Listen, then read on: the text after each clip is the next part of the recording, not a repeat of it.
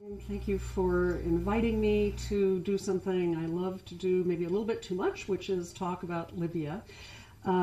This year has been amazing since there used to be so few people to talk to about Libya, and now all of a sudden people want to hear and talk about Libya, so it's very exciting.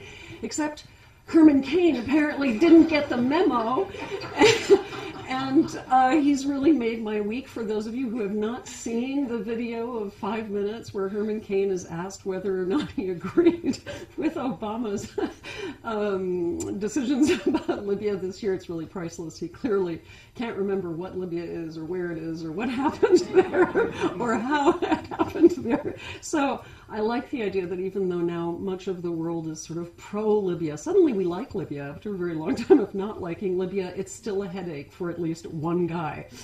So that's why I thought, with thanks to Herman Cain, it makes my eyes water. It's so exciting. I thought I'd start with him. So thank you all for coming. This is such a big audience. I'm thrilled. I'm not presenting research this evening, right? I'm not presenting a new argument. I'm not telling you about research I've been doing. What I'm going to do is really in the nature of a commentary with pictures. And my comments are basically all about what I think gets left out of the analyses that we've been reading and the reporting that we've been seeing. Namely, a more historically familiar understanding and an understanding of how history prior to this last year has also colored the understandings of this last year. So let's see. I do want to say, I know that I'm sure everybody in this room knows that from the United States point of view, the big issue about Libya is Libya's behavior with principally the United States. In 1986, under Reagan, we bombed Tripoli, and then there was the Lockerbie explosion in 1988. From the American vantage point, it's always described in terms of Libya vis-a-vis the United States. But if you work on Italy, it's actually a much more interesting question to pose, is what is the Italian-Libyan interaction and how has that shaped and flavored and maybe to some degree over-determined what's going on. I should also add, just for those of us who don't remember that, this would be all of us, in 1805, the United States' very first military action on land outside of the United States after the Revolutionary War took place in what we call Libya. And it was actually, we participated in the first Barbary War, and that's why there's a phrase in the song of the US Marines, "to the shores of Tripoli." Right? So the United States has its own involvement with this place that we've been calling Libya for a while. So, but I want to shift things to Italy. I also want to make one more preliminary comment, which is all of the talks I've given this year, very exciting, all of the questions I've been asked about Libya, everybody wants to know what's going to happen. And so I imagine that maybe when we have questions, somebody will say what's going to happen. But I can tell you now that I don't know what is going to happen. And I've sort of really gone with, I'm not doing the crystal ball thing because every single commentator who's made predictions about Libya has been wrong, including people who know quite a bit more than I do about many things. But I'm happy to talk afterwards about what my hopes are, what everybody's hopes are, and what might happen. But I'm not going to focus on the overly emphasized idea of tribalism as defining everything about Libya. It's part of the Libyan situation, but it is not everything. So also my presentation here is meant to contribute another story besides the one where it's all tribal and very foreign. So this is the Italian start in the sense that in 1911 and 1912, Italy is busy appropriating, conquering Tripolitania and Cyrenaica, which at that point have been part of the Ottoman Empire's holdings for about 5 centuries. And also part of the Ottoman Empire's holdings have been what on the map is called the Italian Aegean Islands, or the Dodecanese. And as part of this same sweep into taking territories away from the dying Ottoman Empire, Italian forces also take those islands. So this is the sort of official military beginning of Italian involvement. But for already quite a while, the young Italian state, which is only created in 1861, has had its eye on appropriating Mediterranean, well, North African territories partly because they want colonies anyway, partly because they're close, but also because of this huge symbolic valence of regaining territories that had once belonged to the Roman Empire. But Algeria, Morocco, Tunisia are out of reach, as is Egypt, and so Tripolitania and Cyrenaica, as the Ottomans are losing their grasp of things, are the most feasible places for the Italians to take. And so they have been talking about this for some time. In 1903, the Italian bank opens a branch there. So 1911 doesn't happen just absolutely out of the blue. But it is a big moment for a number of reasons. This is a commemorative painting I found in an old ministry building in Rome. And it shows you, right, the Battle of Tripoli. This would be actually the first one in the 26th of October in 1911. And it shows you what you need to know if you're planning your attack. Where are the forts? Where are the walls and fortifications, right? So positions of the trenches, it says. And as you've probably heard repeatedly in the course of this year, but if not, I'm happy to be the first one to tell you, Italians engaged in the very first aerial bombardment in world history on November 1st, 1911, so 100 years and 2 weeks ago. So at the time, this is the kind of thing we never hear about because Italy refashioned itself into a sort of benign, helpless, unmilitary nation after it lost everything in World War II. But prior to that moment, Italy was very busy making itself as martial as possible, as bellicose as possible. And so there was much triumphalism about this aerial bombardment, which actually consisted in one pilot throwing 4 hand grenades out of his plane. And you laugh, but it was inaugural. And this is not a photograph taken of that moment, I just want to specify. But they started very quickly combining aerial photography with aerial bombardment, which is an interesting sort of thing in itself. And then what happened? Well, for a lot of people, the most memorable thing about Italian colonialism in Tripolitania and Cyrenaica involves the concentration camps and what is called by everybody is in agreement to use the word genocide. This is not debated. So through the 20s, as a very strong resistance movement is developing and fighting against the Italians in the eastern part of what we call Libya, Cyrenaica, the Italian military, and this is now under fascism, which comes to power in 1922, is more and more and more violent. Much bombing, including the kinds of bombs that aren't allowed according to the Geneva Protocol. They're beginning to experiment with chemical bombs, which they will use more of in Ethiopia. But in the meantime, they also just herd all of these mostly nomadic populations off of the Jebel el-Akhdar. They want to remove them and create agricultural land for Italian colonists. And they put them in these big camps where even if you're not executed for being a resistance fighter, you might die of typhus or other diseases. Right? There's a shortage of water. There are a lot of diseases in the camps.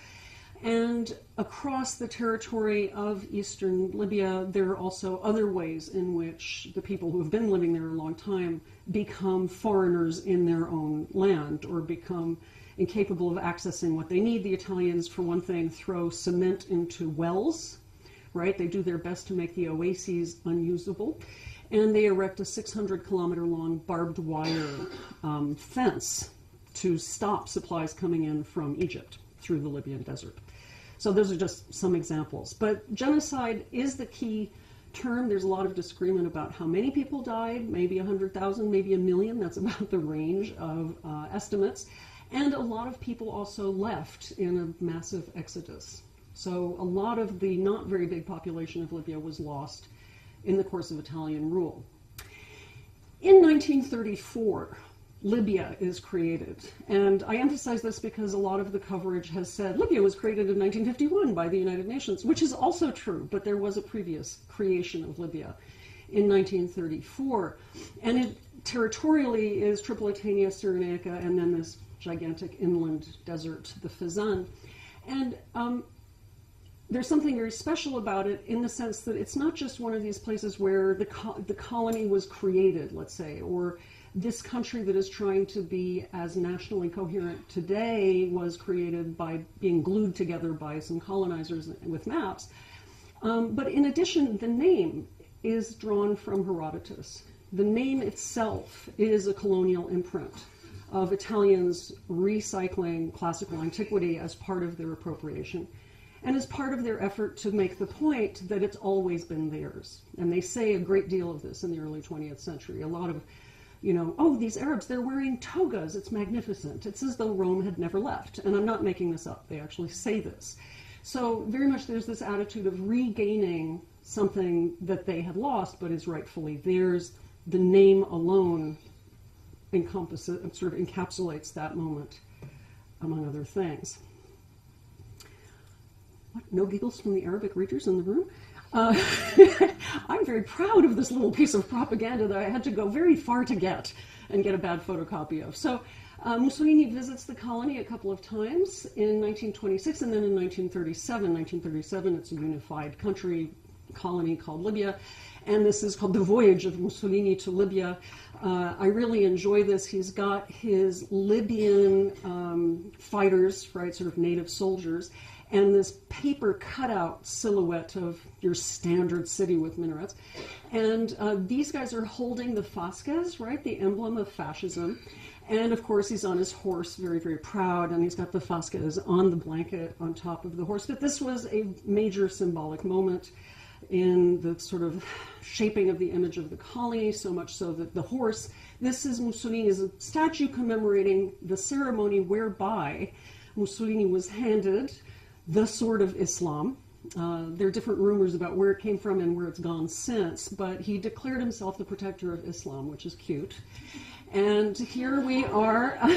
So this is a ceremony, right, unveiling the statue. That's Italo Balbo, who was the rather glamorous governor of the colony for 6 years. And the background is what's still called the Castello by many people, right? So it's that building, that big building on what is no longer Green Square, which we've been seeing a lot of. And I just have a few images to sort of talk about briefly about what the Italians thought they were doing, or how they saw Libya as a colony. And in some ways they didn't see it very clearly, I would say. Their vision was a little bit cloudy. They saw Roman antiquity. They excavated and re-erected a number of buildings in Leptis Magna, which really is the most massive, staggering, amazing Roman archaeological site. So they were very busy doing that. This is the kind of thing they were identifying, and they weren't really very cognizant about the people on the ground, and they were sort of mistaken about a number of things. And they also were very, very eager to create a new sort of imperial Libya for Italians. So this is another Triumphal Arch that was erected. It's actually just, it no longer stands, but it was in the middle of the desert on the road that the Italians laid down from Tripoli to Benghazi. And they saw the colony as one, they called it demographic colonialism. We might call it settler colonialism. But their idea was actually to use Libya, or at least the fertile parts of Libya, to absorb some of the gigantic emigration, the huge numbers of Italians who were emigrating from Italy and going to the Americas. They wanted to recoup that manpower. So it wasn't just the symbolics of Libya as a colony, it was also the idea that they were going to literally extend the agricultural range as well as the demographic range of Italy. And so they built about 38 small villages and the houses for each family. So this is just a family arriving. And they saw it as their very own.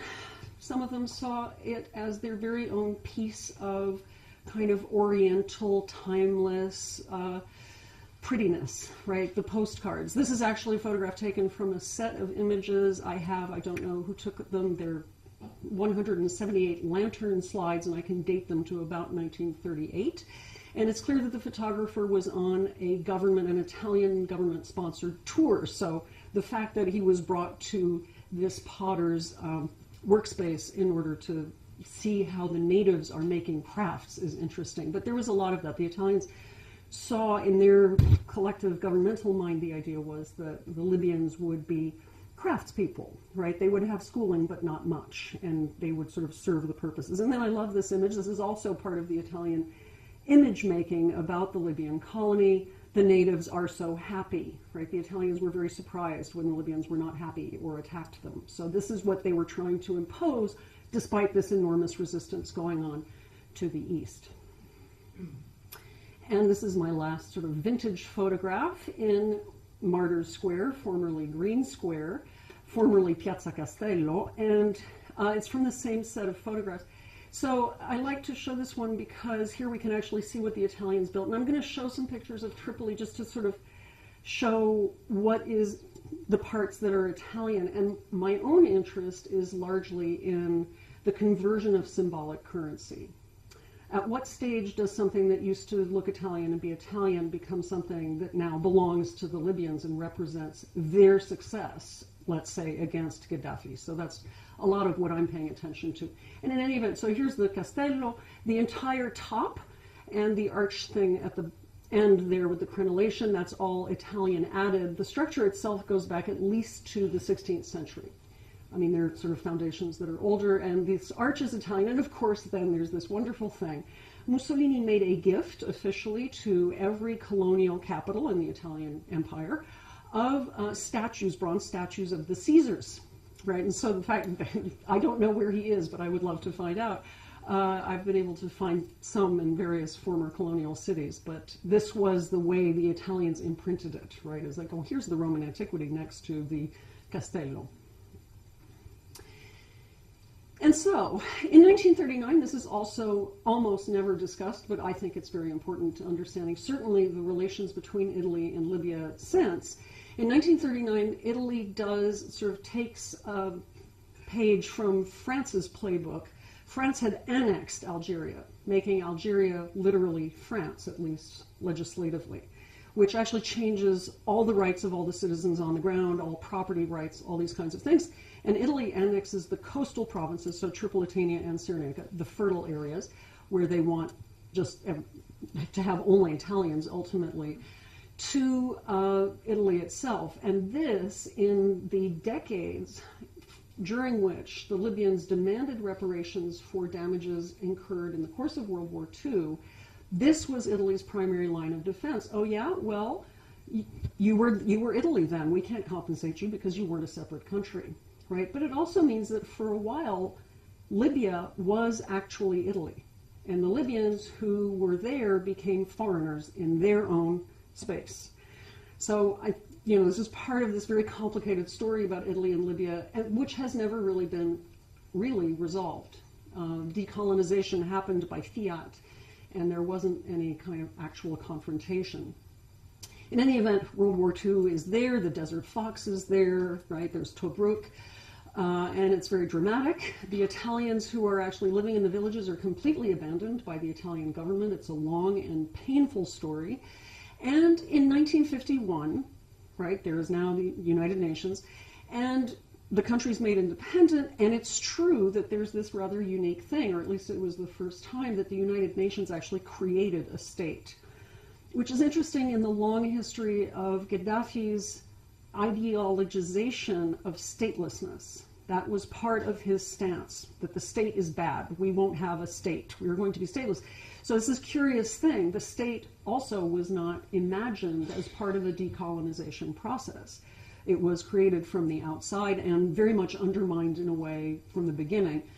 The kingdom under Idris from 1951 until Gaddafi deposed him in 1969 functioned sort of as a state, but it was not a successful state either in terms of services, distribution, and so on. And in 1959, which is not here, is when oil was discovered. And while that was obviously a great boon, it also started a lot of trouble because Idris was very passive about just letting United States, but let's say any oil companies exploit the resources and didn't redistribute that wealth, and he very much favored his groups and ignored everybody else, making Gaddafi's revolution possible.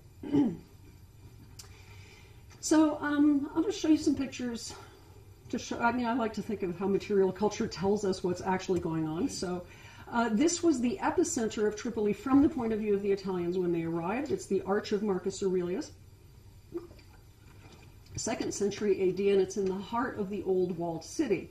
And it was the Italians who excavated it down to this level, and it's been maintained as very much a tourist site, a tourist visiting site in the heart of the old walled city. And in fact, so I was there just about exactly a year ago, and there were restaurants all around, and boutique hotels, so it's kind of the cute part of the old city, and the old city predictably has some narrow streets. Much of it is actually orthogonal, which is unusual. And there are definitely signs of the Ottoman past. The Ottoman past was a little bit complicated because there were people who booted each other out back and forth. But in any event, there is still the late Ottoman clock tower as a kind of standing emblem of that period. And there's still courtyard houses dating to the Ottoman period as well.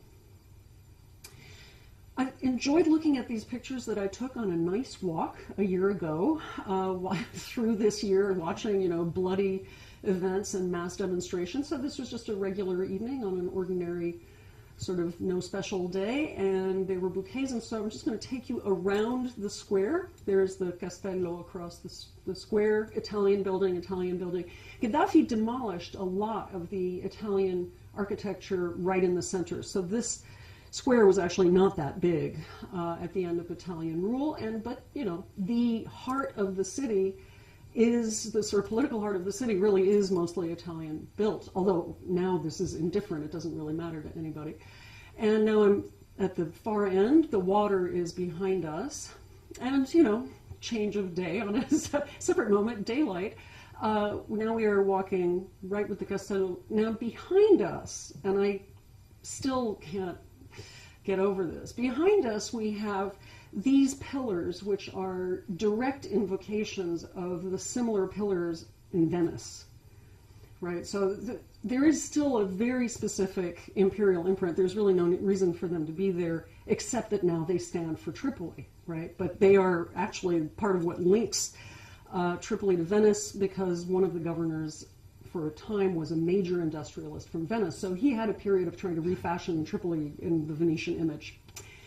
And manhole covers. Some people here probably already know that I love to talk about manhole covers, so I had to put one in. This is the Tripoli Municipality Sewers manhole cover in Italian, and here we are on the Lungomare from the Italian period. Here's one of those buildings on Martyrs Square, which clearly has no Italianness left to it except vaguely in terms of design. But I do want to point out that in Italian and Arabic it's got the date, but the Italian date says year 8, which means year 8 of the fascist calendar, right, 1930.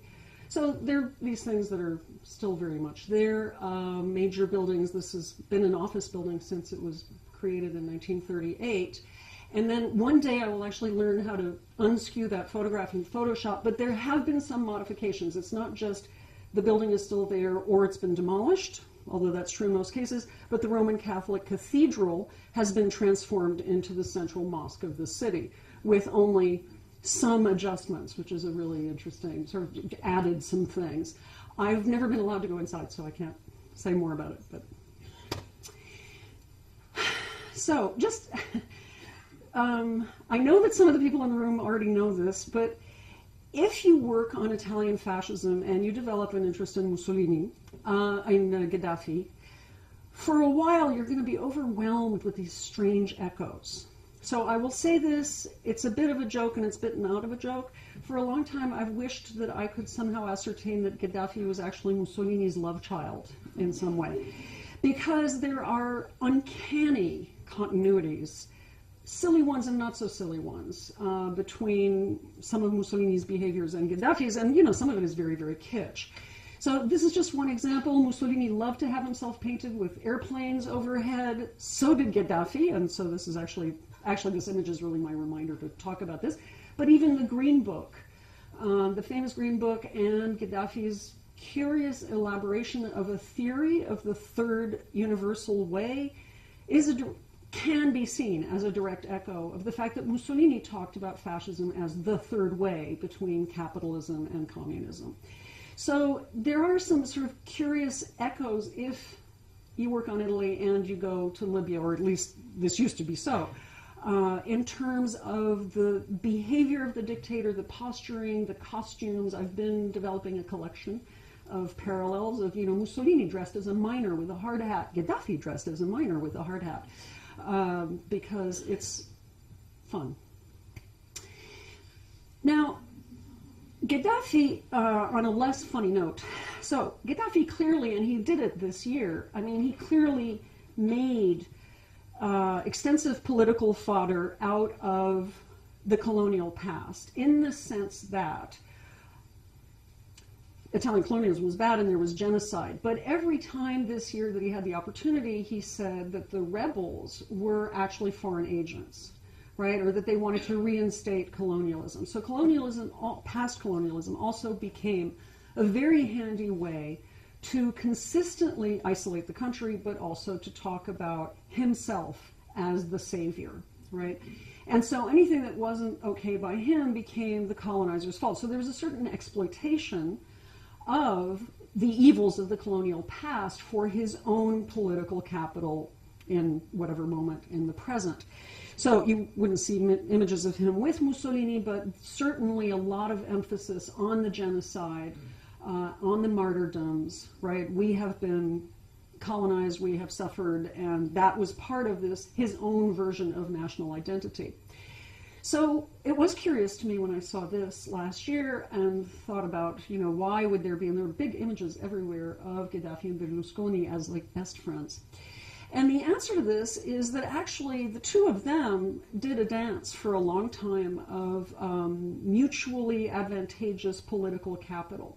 Berlusconi for years would say, oh, the only thing standing between hordes of Africans invading Italy and us is Gaddafi. Only Gaddafi can stop it. That's why we have to negotiate with him. But I, Berlusconi, have been able to do this, right? So he's consistently been, and the fact that he's now out of a job is amazing. Although he says he's coming back, and he may very well do that, but because they don't kill people anymore in Italy when they lose their jobs. So Berlusconi has very cleverly played the Gaddafi card over and over again. But similarly, Gaddafi played the Berlusconi card. So he actually made significant political capital out of the fact that in 2008, Berlusconi came to Libya and apologized formally and promised, I think, $5 billion for constructions of various kinds. And so these images that were in Libya last year are commemorative of that, but also they're reminders to the Libyan population that Gaddafi was able to do this. He was able to bring the former colonizer to its knees, right? And so they've been very good for each other in this way. Just as an example, I was surprised by this. This is inside the National Museum a year ago this is the classical antiquities part, obviously. And there was a whole display concerning the treaty that was signed in 2008 with this apology for the colonial past. So they had the table on which the treaty was signed with a photograph behind showing you the signing of the treaty. I love that the entire treaty, everything was in Arabic, and there's this tiny little bit in Italian there, and those are Italians reading it. Italians tend to know very little about their own colonial past, so these people were actually sort of saying, oh, really? Wow, that's interesting, because they hadn't heard. But also, as part of this event, sorry about the bad quality, Berlusconi returned to Libya this statue of, she's always called the Venus of Cyrene, right? So she came from an archaeological site in Cyrenaica, a Greek site. And Balbo, the governor whom I showed you before, made a gift of it to a high German official, and at this moment I can't remember whom. Italian government retrieved it, and this was the symbolic part of the apology and the return of, you know, the greatest piece of cultural heritage that had been stolen during the colonial era. And in the National Museum, at least a year ago, there was this gigantic image.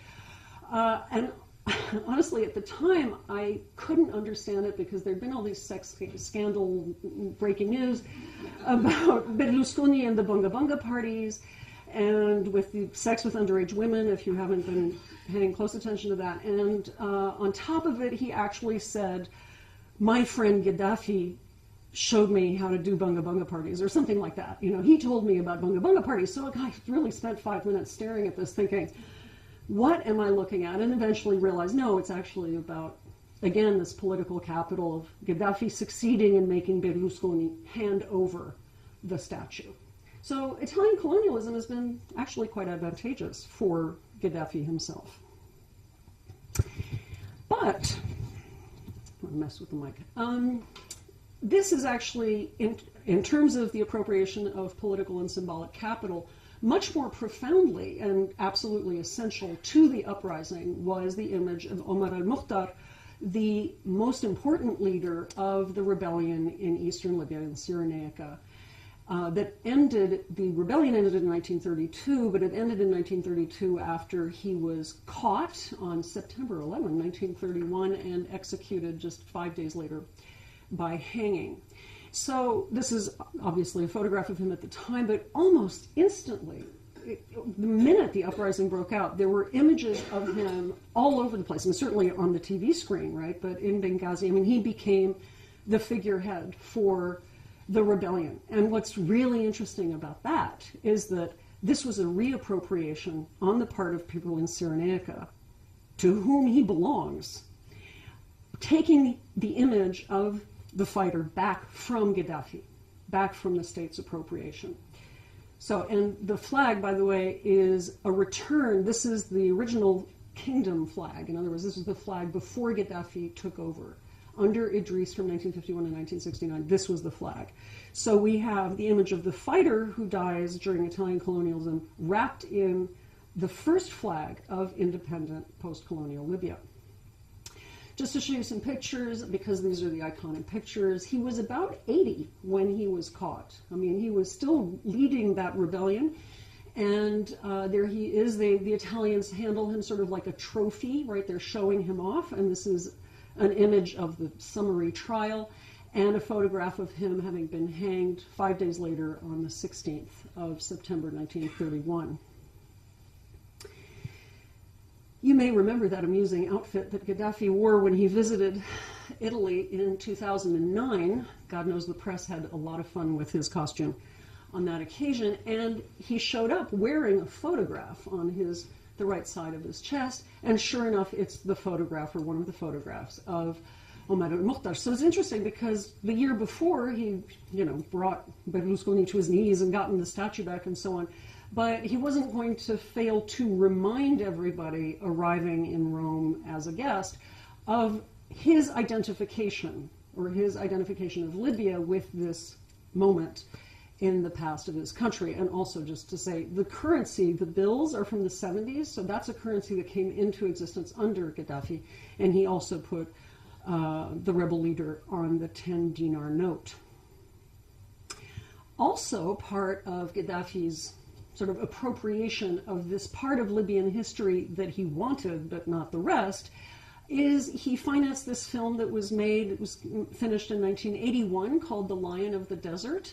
Of course, Anthony Quinn plays Omar al-Mukhtar because he plays everybody and everything. It's miraculous. I'm just amazed by this. And it's kind of a painful film to watch. It's meant to be quite painful. It's absolutely so realistic that it's kind of a yawn, which is terrible because watching a realistic depiction of the perpetration of genocide should be more upsetting. So it's a strange movie, but financed by Gaddafi, they actually built a whole town in the desert. I mean, they just went out of their way to really recreate everything. And in Italy, the distribution of this film was suppressed by the Ministry of the Interior. And that's the kind of thing that helps Italians not know about their own colonial past. And you can actually buy copies of it in Libya, which is great. At the same time, the monument, the tomb of and monument to Omar al-Mukhtar used to be in the heart of Benghazi, the principal city in Cyrenaica, and as you know, the place where the opposition movement began in February. Under Gaddafi, that was moved. He's been moved, he's somewhere in the Green Mountains, and I haven't even actually been able to find out exactly where, but you can see that it's not very populated, right? So his actual remains and anything that might be a shrine to him were displaced by Gaddafi. Gaddafi has gone out of his way, went out of his way to actually suppress any remnant of a sense of independence in eastern Libya. So that's complicated, right? Because here's the figurehead, the most important unifying symbol of a national independent post-colonial Libya, right? And Gaddafi appropriates the image, but also does his best to actually subjugate all the people connected to him and to remove his body to a sort of faraway location, really out-of-the-way location. Similarly, I mean, this has been a long standing, so I feel that when people sort of say, well, But the tribes, there's so many tribes, they'll never be able to unify. I'm actually inclined to say, well, that may be true, but the gap between Western and Eastern Libya is also very pronounced, and Gaddafi kept it that way. He did his best to actually keep the East down to as much of a degree as he could. And amazingly, also in the events of this year, interviews have been possible that never happened before. Now, this is what's left of the zeliha of the Senussi, right? So the Senussi were a religious movement, a very broad religious network that went all the way to Senegal, but this was their home lodge. This was the most important one. And in fact, Omar al-Mukhtar had studied there for 8 years. It was a university.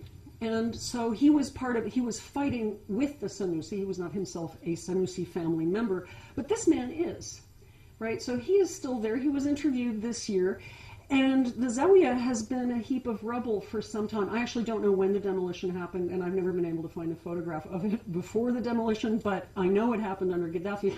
And the fact that they actually left it as rubble is almost worse than having torn it down, right? It's a kind of monument to, we've really crushed it, there's nothing left.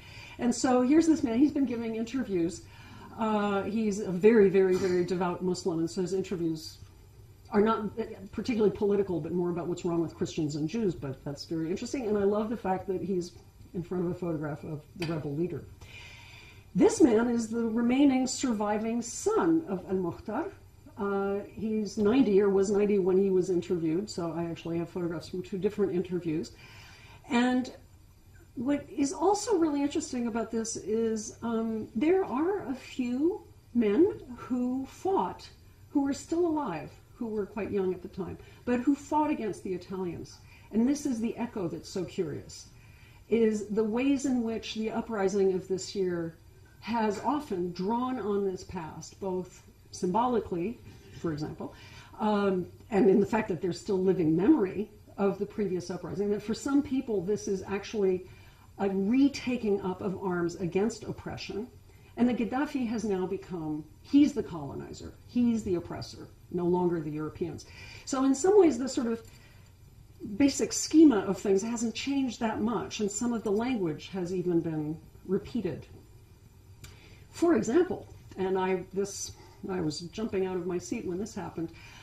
So 4 days after the uprising began on February 17th, Ibrahim Dabashi, who was defecting, said, we are expecting a real genocide in Tripoli.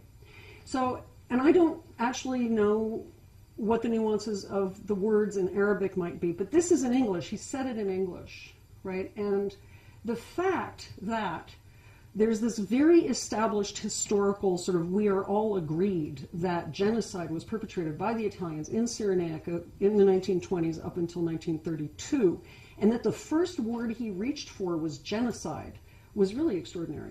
That, to me, meant it was really overdetermined in terms of just the categories that were going to be used. I mean, yes, there was military assault against civilians, but it had just begun. The expectation was that it was going to be a genocide all over again. And so I'll just close with a few more images. So I've also really enjoyed watching the transformation of the image, the various transformations of the image of Gaddafi, right? So here, and I tried to group them by approach. So a lot of people have been tearing up images of Gaddafi or using their feet, love the little girl kicking, and just tearing down the poster or smashing the glass, holding the frame. And also there have been quite a few images of people setting fire to the image of Gaddafi. I like the person shooting at the poster. And the proliferation, I mean, I haven't even been yet, and I'm dying to go, but the proliferation of images that I've been able to see from afar, just the art, the inscription of the city walls of Benghazi and Tripoli with new images, reconfigurations of old images has been stunning. And there are already a whole bunch of new museums being created, including virtual ones. I found a virtual museum of Libyan war today. It's fantastic. Anyway, so different images, right, in the course of the uprising, transforming Gaddafi into someone not to be afraid of, or somebody very ugly, or a pig, or a devil. There's been a lot of that. So this is, taking him down before actually removing him from power through the image.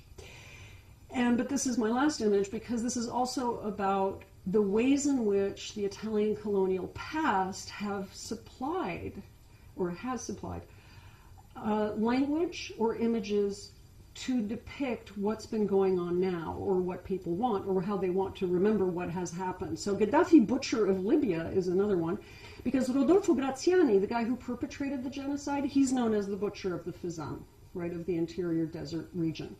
So the great irony, if you come from working on Italian colonialism, is the way in which Gaddafi now has been actually fitted into categories that date from the Italian colonial period. He's the butcher, perpetrated genocide, right? And of course, as we know, foreigners are not all bad for Libyans at the moment. I understand that Americans are very popular these days, and I hope to find out soon. Thank you very much.